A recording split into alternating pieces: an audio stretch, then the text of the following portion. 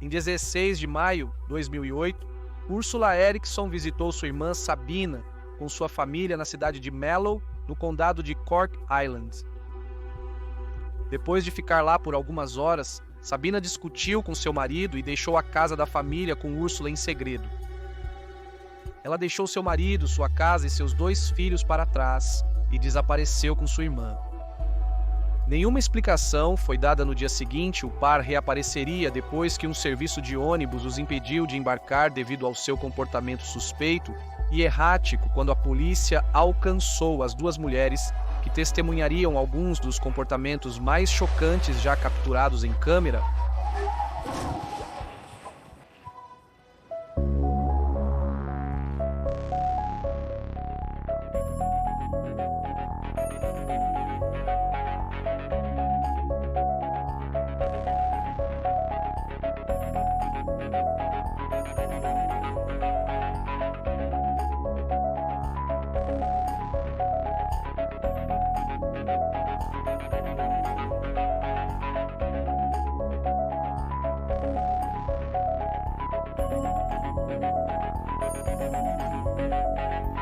Portanto, algumas cenas neste vídeo podem ser perturbadoras para alguns espectadores.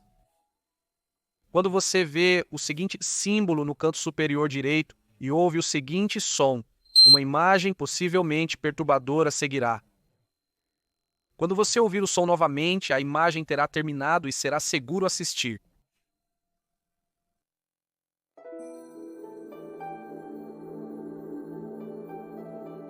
Embora pouco se saiba sobre a vida precoce de Sabine e Ursula Erickson, o que sabemos é que elas nasceram como irmãs gêmeas idênticas na Suécia no dia 3 de novembro de 1967. Elas tinham uma irmã mais velha chamada Mona e um irmão mais velho chamado Bjorn. Elas tiveram uma infância sueca bastante normal e sem incidentes, e não havia histórico de doenças mentais nem nelas mesmas nem em suas famílias. Elas também não tinham nenhuma condenação criminal. Quando se tornaram adultas no ano 2000, Ursula estava morando nos Estados Unidos enquanto Sabina havia se mudado para Mallow, na Irlanda, para começar uma família. As poucas contas que existem sobre as mulheres as descrevem como amigáveis e agradáveis. De acordo com relatos, Ursula veio dos Estados Unidos da América para visitar Sabina na Irlanda. Por razões desconhecidas, as mulheres então deixaram a casa da família em segredo, fazendo seu caminho para Liverpool de balsa. A polícia de Dublin confirmaria mais tarde que Sabina teve uma discussão com seu marido antes de deixar repentinamente a propriedade.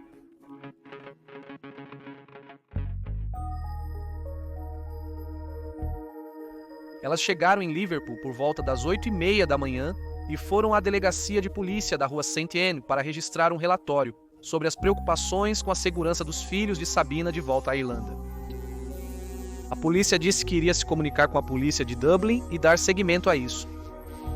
As mulheres então embarcaram em um serviço de ônibus da National Express por volta das 11h30, que estava a caminho de Londres.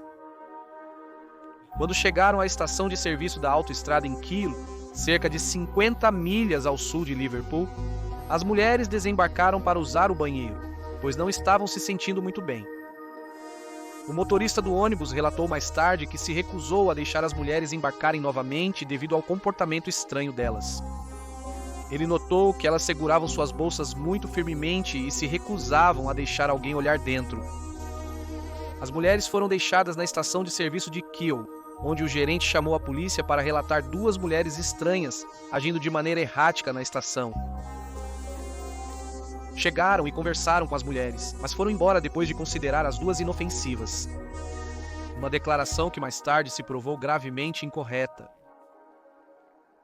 Pouco tempo depois, as mulheres foram vistas no circuito fechado de televisão da autoestrada pela polícia de trânsito, que enviou alguns oficiais para investigar, pois as 2 mulheres estavam atravessando de maneira muito desordenada as faixas centrais de uma autoestrada movimentada e de alta velocidade. A travessia delas causou um caos na autoestrada, com Sabine sendo atingida por um Seat Leon durante suas tentativas de atravessar as faixas. A polícia que chegou ao local estava, na verdade, sendo seguida por uma equipe de câmera que filmava uma série de televisão sobre a polícia de transporte britânica, e o que eles capturaram na câmera é realmente algumas das imagens mais chocantes que eu já vi. Enquanto a polícia era informada da situação com a equipe de câmera assistindo, sem motivo algum, Úrsula decidiu correr pela faixa da autoestrada e foi atingida por um caminhão que viajava a 50 milhas por hora. As pernas dela foram imediatamente esmagadas. Na confusão, Sabina também se libertou e correu em direção ao tráfego que vinha em sentido contrário. Ela foi atingida de frente por um Volkswagen Polo em alta velocidade, o que a deixou inconsciente.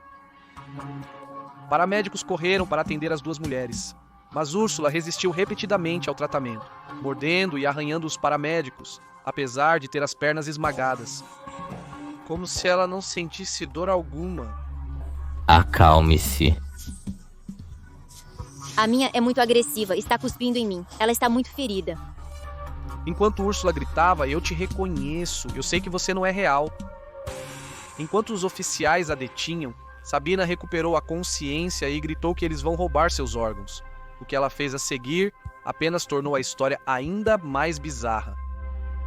Depois de ser atingida por um carro em alta velocidade e ficar inconsciente por 15 minutos, Sabina se levantou, socou o policial antes de pular a barreira para o tráfego em movimento nas outras faixas e fugir. A polícia mais tarde alcançou Sabina mais adiante na autoestrada antes de contê-la e sedá-la. Foram necessários vários oficiais para contê-la, com um deles afirmando que sentiu que havia um problema de abuso de substâncias porque ela tinha uma força incrível. Depois que Sabina foi contida e detida, ambas as irmãs foram levadas ao hospital para avaliar seus ferimentos. Surpreendentemente, Sabina não tinha ferimentos graves e foi liberada sob custódia policial. Apesar de ter sido atingida por um carro, presa e ter visto as pernas de sua irmã sendo esmagadas por um caminhão, Sabina parecia calma e relaxada e não demonstrou nenhuma preocupação externa com sua irmã.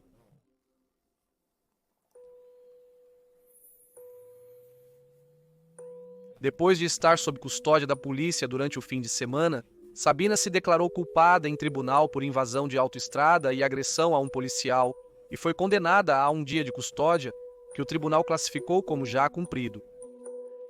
Ela então foi libertada de volta para a sociedade novamente. Ela nunca recebeu uma avaliação psiquiátrica enquanto estava sob custódia ou no hospital. Após ser libertada do tribunal, Sabina vagou pelas ruas de Stoke-on-Trent, tentando descobrir em qual hospital sua irmã estava sendo tratada. Ela ainda carregava seus pertences no saco plástico transparente em que a polícia os devolveu.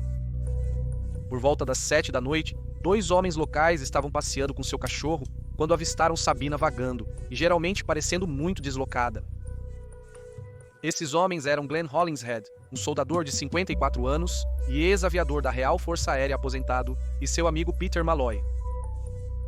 Aproximaram-se de Sabina e começaram a conversar com ela. Sabina parecia amigável e falante e se agachou para acariciar o cachorro de Glenn. Embora Peter tenha afirmado mais tarde que Sabina parecia amigável, ela também estava agindo muito nervosamente, o que por sua vez o fez sentir-se nervoso. Sabina perguntou a ele se eles conheciam algum hotel local ou pousadas. Glenn, talvez reconhecendo que Sabina tinha recursos financeiros limitados, ofereceu o uso de sua casa para a noite na Duke Street nas proximidades.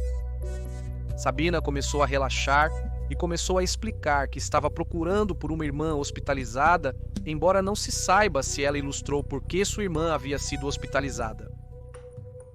Uma vez dentro da casa de Glenn, ele ofereceu a ela uma bebida e disse que pela manhã ele a ajudaria a encontrar sua irmã. Peter descreveu Sabina mais tarde como muito paranoica e nervosa, e estava sempre pulando para olhar pela janela, o que o levou a acreditar que talvez ela tivesse fugido de um parceiro abusivo. Seu comportamento se tornou ainda mais bizarro à medida que a noite avançava, pois ela oferecia cigarros aos homens apenas para depois rapidamente arrancá-los de suas bocas, alegando que poderiam estar envenenados. Pouco antes da meia-noite, Peter decidiu ir embora e foi para casa, e pelo que podemos dizer, Glenn e Sabina foram ambos dormir. No dia seguinte, por volta do meio-dia, Glenn falou com seu irmão ao telefone tentando localizar o hospital local onde Úrsula poderia estar e começou a ligar para vários lugares para ajudar a localizá-la mais tarde, por volta das 7h40 da noite. Glenn estava no meio do preparo do jantar para os dois quando percebeu que precisava de alguns saquinhos de chá e foi à casa ao lado para perguntar se eles poderiam lhe dar alguns. O vizinho deu a Glenn alguns saquinhos de chá e o observou voltar para dentro e menos de um minuto depois, ele tropeçou para fora novamente coberto de sangue com múltiplas feridas e gritou: "Ela me esfaqueou", antes de desabar no chão e morrer devido aos seus ferimentos. O vizinho rapidamente correu para dentro e chamou a polícia e a ambulância. Enquanto o vizinho estava pedindo ajuda, Sabina saiu correndo da casa e pela rua, sendo capturada por uma câmera de segurança próxima, fugindo da cena com um martelo na mão, parando a cada poucos metros para se bater na cabeça com o martelo.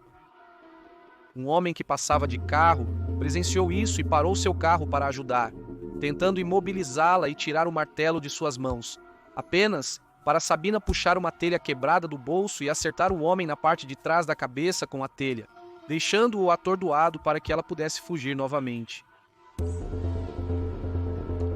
Pouco tempo depois, paramédicos e policiais chegaram e perseguiram Sabina até uma ponte em Heron Cross, onde ela pulou de uma ponte de 40 pés para a rodovia abaixo, quebrando ambos os tornozelos e fraturando o crânio. Em seguida, a levaram para o hospital para tratamento.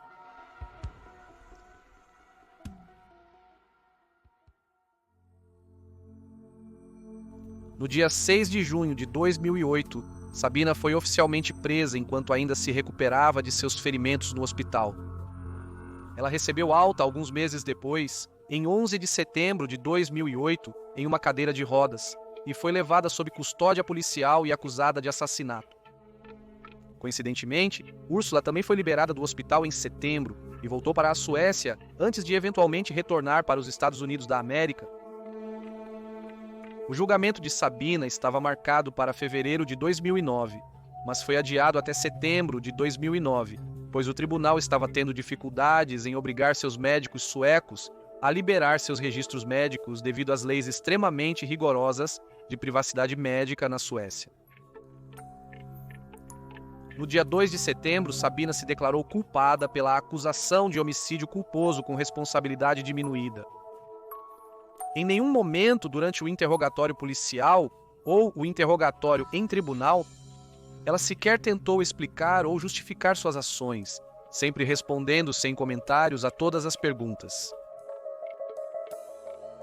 Estranhamente, o vídeo dela e da Úrsula correndo em direção ao tráfego na autoestrada nunca foi usado ou reproduzido durante o caso, mesmo que fortalecesse sua alegação de insanidade temporária. A defesa argumentou com sucesso que Sabina estava insana no momento do assassinato, mas depois se tornou sã novamente no momento do julgamento. A defesa afirmou que ela era a segunda vítima de uma doença mental extremamente rara chamada folie à deux, que é uma forma de psicose temporária que é passada de uma pessoa para outra quando elas têm um vínculo particularmente forte. A defesa afirmou que Úrsula era a principal vítima e Sabina havia contraído a doença devido à presença de sua irmã, ou à percepção da presença de sua irmã. A defesa também afirmou que Sabina vinha sofrendo de alucinações auditivas. O pedido dela foi aceito pelo juiz e ele afirmou que Sabina claramente tinha um baixo nível de culpabilidade por suas ações devido ao forte episódio de saúde mental que ela vinha sofrendo. Ele disse: "Entendo que essa sentença parecerá totalmente inadequada para os parentes do falecido. No entanto, eu sentenciei com base no fato de que o motivo do assassinato foi a doença mental, e, portanto, a culpabilidade do réu é baixa, e por isso, a sentença que eu apliquei é projetada para proteger o público. Não é projetada para refletir o luto que os parentes sofreram ou para medir o valor da vida do Sr. Hollingshead. Nenhuma sentença que eu pudesse aplicar poderia fazer isso. É uma sentença que eu espero que meça de forma justa um evento verdadeiramente trágico." Sabina sofria de delírios que ela acreditava serem verdadeiros e eles ditavam seu comportamento.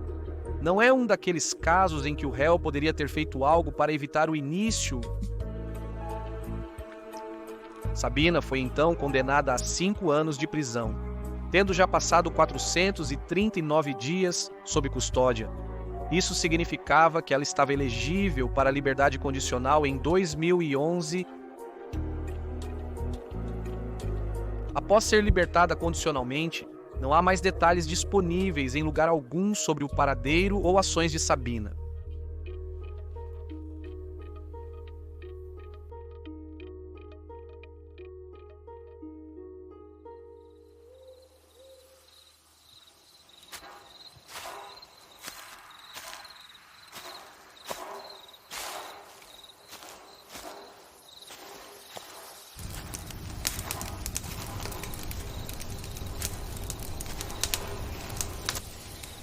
Oi! Esta é a seção do vídeo onde dou minhas opiniões e pensamentos sobre o que vi no caso. Só quero lembrar que esta é apenas a minha opinião e não está repleta de fatos reveladores. Conclusões às quais cheguei com base nas evidências que vi. Então começaremos com a incompetência da polícia. Como na maioria dos casos que analisei até agora, a polícia foi fortemente criticada neste caso por não fazer seu trabalho corretamente. Algumas pessoas comentaram que eles nunca deveriam ter deixado Sabina ir quando ela era claramente uma pessoa mentalmente desequilibrada e que ela deveria ter sido mantida sob supervisão por mais tempo. Mas eu acho que isso decorre de um mal entendido geral da lei britânica. Primeiramente, de acordo com a lei do Reino Unido, ninguém pode ser detido por mais de 24 horas, a menos que sejam suspeitos de um crime grave. A definição de crime grave aqui no Reino Unido é incrivelmente restrita. Então, a polícia não pode te prender por mais de 24 horas a menos que você seja suspeito de um crime grave. A única outra circunstância em que eles podem ser capazes de te prender por mais tempo é se o psiquiatra te atendeu e te considerou um risco para o público ou para você mesmo. Essas são as únicas 2 condições em que alguém pode ser mantido por mais de 24 horas aqui no Reino Unido. Agora, o único crime que qualquer uma dessas 2 garotas cometeu no momento da prisão inicial foi invasão de uma via pública e uma agressão menor a um policial, nenhum dos quais se encaixa na definição muito restrita de um crime grave aqui no Reino Unido. Então a polícia realmente não tinha alternativa. Eles tiveram que libertá-las após 24 horas. Não havia nenhum outro recurso legal para eles. Você poderia argumentar que talvez ela devesse ter sido detida usando a Lei de Saúde Mental do Reino Unido, que permite à polícia manter um indivíduo por mais tempo com base em qualquer tipo de episódio de saúde mental, o que é um ponto justo. Mas você realmente não pode usar a Lei de Saúde Mental dessa maneira aqui no Reino Unido. No passado, ela foi usada para deter pessoas por períodos ilegalmente longos, sem qualquer evidência. E assim, o sistema legal aqui no Reino Unido começou a mudar como você pode usar essa lei para torná-la mais rigorosa e impedir que a polícia a abuse. Então agora você só pode deter alguém sob a Lei de Saúde Mental se um psiquiatra atender o paciente dentro de 6 horas após a primeira detenção. Agora, mesmo que um psiquiatra apareça, 6 horas e 1 minuto após a detenção, não importa. Eles têm que ser liberados. Se um psiquiatra atender dentro desse período de 6 horas e considerar a pessoa um risco para si mesma ou para o público, então ela pode ser detida sob a Lei de Saúde Mental por um período determinado com base no que o psiquiatra diz. No entanto, neste caso, devido à falta crônica de financiamento por vários governos, o Serviço Nacional de Saúde, na verdade, não tem tantos psiquiatras na equipe. É um papel que está criticamente com falta de pessoal. Então não havia nenhum psiquiatra disponível para atender Sabina dentro daquele período de 6 horas. E então, novamente, a polícia realmente não tinha escolha. Eles tiveram que deixá-la ir porque não havia maneira de eles usarem a lei, e não havia maneira de eles usarem a lei de saúde mental também. O juiz também recebeu algumas críticas neste caso pelo que muitas pessoas perceberam. como sendo leniente com um crime muito sério. Foi um assassinato muito brutal, cometido por um indivíduo muito perturbado, e ele a condenou a 5 anos. Algumas pessoas pensaram que ele estava sendo muito leniente com este crime em particular, neste caso. Mas se você lê o que ele disse no resumo do caso, acho que ele tinha uma boa compreensão do que eram os fatores atenuantes neste caso, e é bastante raro, em meus estudos de direito e saúde mental, que a lei entenda bem a saúde mental para tratá-la adequadamente. E, neste caso, eu realmente acho que o juiz entendeu que esta é uma pessoa que estava passando por um episódio de saúde mental e não estava totalmente no controle de suas ações, ou mesmo ciente do que estava fazendo. E então eu acho que ele tomou a decisão correta. E acho que a declaração que ele deu reflete isso. Este é o ponto que achei difícil, porque pesquiso muitas condições psicológicas estranhas, porque tendem a ser as mais interessantes para pesquisar. E eu nunca tinha ouvido falar de folia à antes. Desculpe as pessoas francesas se estou estragando isso, eu realmente não sou bom em falar francês. Quando ouvi falar deste caso e deste resultado, fiquei realmente surpreso, porque nunca tinha ouvido falar disso. É uma condição muito, muito rara. Na verdade, é tão raro que existem menos de 20 casos registrados em toda a história humana. É tão raro, na verdade, que muitos psicólogos até contestam que ele exista, porque mesmo os casos atuais que existem não atendem aos critérios de diagnóstico para a própria condição, o que é meio engraçado. O que tornou isso um pouco mais incomum para mim é que o tratamento recomendado para folhadura, quando era algo que podia ser diagnosticado, era separar os dois pacientes e dar a eles anti-ansiolíticos e antipsicóticos. Agora, neste caso, ambas as mulheres receberam esses tratamentos. Elas foram separadas, receberam anti-ansiolíticos e antipsicóticos, bem como analgésicos, porque estavam envolvidas em um grande acidente que causou uma lesão grave.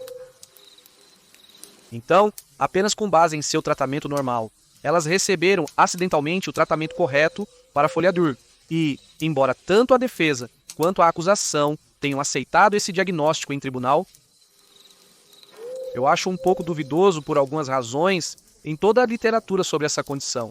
É afirmado que, uma vez que os dois pacientes são separados e recebem intervenção médica, então você sabe, os medicamentos que eu já mencionei, a condição diminui quase imediatamente, assim que os medicamentos fazem efeito. Mas isso não aconteceu neste caso, de acordo com a defesa. A defesa afirmou que Sabina era a paciente secundária e Úrsula era a paciente primária, e não há exemplos dessa condição continuando. Depois que as duas pacientes foram separadas, o que é por isso que algumas palavras muito ardilosas da defesa levantaram minha sobrancelha. A presença percebida de sua irmã. Eu acho que a defesa sabia disso. Se fosse pesquisado o suficiente, a acusação apontaria que, na verdade, essa condição não persiste uma vez que as duas pessoas estão separadas. Em todos os casos é isso que acontece. E então eles chegaram a essa formulação muito evasiva de dizer presença percebida de sua irmã como uma maneira de aliviar parte da responsabilidade e culpa de Sabina. Agora, eu quero enfatizar, no entanto, que acredito que o juiz acertou na sentença e nos seus comentários, porque ela estava claramente sofrendo um episódio de saúde mental. O que está em disputa é qual foi a causa desse episódio de saúde mental. Agora, a formulação da defesa levantou minha sobrancelha porque não estou convencido de que o estado de psicose dela foi causado por poliader. Ao longo da leitura deste caso, repetidamente senti que o problema de abuso de substâncias era muito mais provável do que uma condição de saúde mental tão rara que mais pessoas já pisaram na Lua. Inicialmente, alguns medicamentos vieram à mente. Comecei a pensar em drogas dissociativas, coisas como cetamina ou fenciclidina, que podem induzir alguns dos comportamentos que você exibiu e explicam a incrível resistência à dor. No entanto, delírios psicóticos e delírios paranoicos realmente não estão associados com nenhum desses dois medicamentos muito comumente. Passei algum tempo olhando sites onde as pessoas falam sobre o uso dessas drogas e ninguém nunca relatou essas coisas acontecendo, então eu comecei a pensar em outras drogas. Eventualmente cheguei ao uso pesado de anfetaminas, que então causa indução por anfetaminas. Psicose por privação de sono induzida por anfetaminas. Parece algo longo, mas é mais simples do que parece, veja. Todo mundo, quando privado de sono, eventualmente entra em um estado de psicose. Não importa quem você é, quão forte você é, eventualmente todos sofrem com isso. O que difere é quanto tempo leva para você chegar lá. O uso de anfetaminas tende a acelerar isso, em parte porque alguns dos efeitos colaterais do uso de anfetaminas realmente perpetuam alguns desses sintomas, mas também porque te mantém acordado por períodos anormalmente longos de tempo. Um rápido aviso é que isso é principalmente conjectura da minha parte, porque, na verdade, não há evidências de uso de drogas, nenhuma droga foi encontrada, na pessoa da garota, e nenhuma foi encontrada, em suas posses também. Mas se você olhar como elas foram descritas por testemunhas, isso se encaixa com muitos dos efeitos que o uso de anfetaminas e a privação de sono causam. Então, elas são retratadas como estando agitadas, nervosas e desconfiadas do ambiente e das outras pessoas, e se recusam a permitir que alguém reviste seus pertences. Quando o motorista pediu para dar uma olhada em suas bolsas, elas disseram não, e por isso ele as expulsou do ônibus. Elas também desapareceram à noite em vez de durante o dia. E não há relatos em lugar algum de que qualquer uma das irmãs tenha dormido em algum momento durante todo esse tormento. Isso não significa que elas não dormiram, talvez seja apenas que as pessoas não acharam que esse era um detalhe importante o suficiente para incluir nos relatórios. Ou pode ser que elas realmente não tenham dormido. Há muita pesquisa sobre psicose induzida por privação de sono. E em quase todos os casos é relatado que quanto mais tempo uma pessoa fica acordada, mais frequentes e intensos se tornam esses períodos de psicose. O ponto em que você começa a sofrer dessas alucinações psicóticas varia de pessoa para pessoa, mas elas acontecem com todas as pessoas que são privadas de sono. Os sintomas da psicose do sono são alucinações, delírios e pensamentos confusos ou perturbados. Especificamente para a psicose induzida por anfetaminas, a falta de concentração, delírios de perseguição, aumento da atividade motora, pensamentos desorganizados, falta de discernimento, ansiedade, suspeita, alucinações auditivas e respostas de dor embotadas. Essas duas mulheres apresentaram todos esses sintomas. Isso também explicaria por que, quando foram separadas, Sabina ainda sofria desses episódios psicóticos enquanto Úrsula não. Úrsula estava inconsciente, então ela não sofria mais dessas ilusões. Mas Sabina deveria ter tido todos esses sintomas diminuídos até o momento em que ela foi liberada do hospital novamente, tendo sido acidentalmente tratada para a coisa que eventualmente pensaram que ela tinha. Mas ela não teve. E a razão para isso é que as anfetaminas ainda a mantinham acordada. Ela ainda estava bem no meio daquele episódio psicótico porque ela não tinha dormido. Na Valha de Ockham, qual parece mais provável que as duas irmãs estivessem usando uma droga amplamente disponível, conhecida por induzir e causar muitos dos sintomas dos quais elas estavam sofrendo. Ou elas estavam sofrendo de um transtorno psicológico tão raro e estranho que muitos psicólogos nem mesmo acreditam que exista. Deixa você decidir. Então a questão se torna como eles acabaram em Folhador se eles não se encaixam. Se há muita discussão, se a condição sequer existe, a resposta é uma advocacia inteligente. Quando foram inicialmente entrevistados pela polícia rodoviária no programa de televisão da British Broadcasting Corporation, um dos policiais disse que imediatamente suspeitou que havia um problema de abuso de substâncias por causa de sua incrível força. E dado que ele é um policial, tenho certeza de que ele deve ter encontrado problemas de abuso de substâncias com frequência suficiente para saber como isso se parece. No entanto, realmente não é fácil provar isso, porque não há evidências de uso de drogas além das aparências externas. Eles não tinham nada em suas pessoas e nada em suas posses. Agora, isso não significa que nunca houve drogas lá, eles poderiam ter consumido todas. A polícia no Reino Unido não tem permissão para coletar amostras de sangue sem o seu consentimento, a menos que você seja suspeito de dirigir sob efeito de drogas ou álcool, e então eles podem coletar uma amostra de sangue, quer você consinta ou não. Nota para todos os motoristas sob efeito de drogas e álcool por aí, segunda nota.